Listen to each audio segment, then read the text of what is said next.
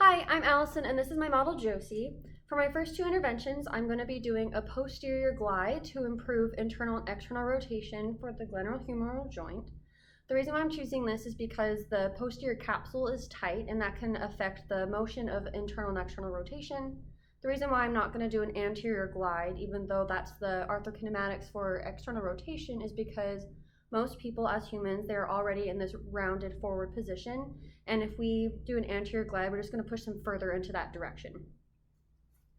All right, Josie, so I'm going to assess your motion in your shoulder right here. So I'm just going to take your arm and place my hand here. Is that okay? Mm-hmm. Okay. So the first thing I'm going to do is I'm going to centralize, well, I'm going to have her in open pack position. I'm going to distract at the elbow a little bit to pull the shoulder. I'm going to centralize at the joint line, because if I don't centralize, I'm not getting a true assessment and I'm not really treating the posterior capsule. So I'm going to push here. Does that feel okay? And then I'm going to go at a graded till end range, small amplitude, which is a grade 4 mobilization. How are you doing? And I can do this for 15 repetitions, 3 times. I'm typically just going to see how the patient is feeling. Still doing okay? Okay, perfect. For my next intervention, I'm going to be doing cervical PAVIMs. I'm going to be focusing on C5 and C6. The reason why is depending on which chart you refer to, the referral pattern for C5, C6 can be the shoulder, the neck, as well as even into the jaw, which is what the chief complaint is for the patient. And I will be doing a locking out technique where I lock out the upper cervical. So Josie, I'm gonna place my hands behind your neck, okay?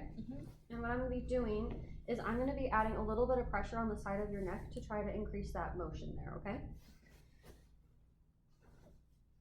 So I have my right hand just resting on the base of her skull. I'm gonna take my MTP, and I'm gonna place it on the lamina. I'm gonna first use my pad of my fingers to find C5.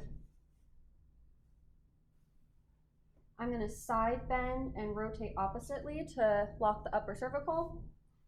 I'm going to scoop the skin to get a little bit of a skin lock to take up that slack, and then I'm going to apply a diagonal pressure, a diagonal force from the shoulder to opposite hip. And again, I'm going to go to end range and just do some amplitude. Small amplitude motion. I'm using my body. Josie, does that feel okay? Mm-hmm. So this is going to be a grade 4. So doing okay? Mm-hmm. Okay.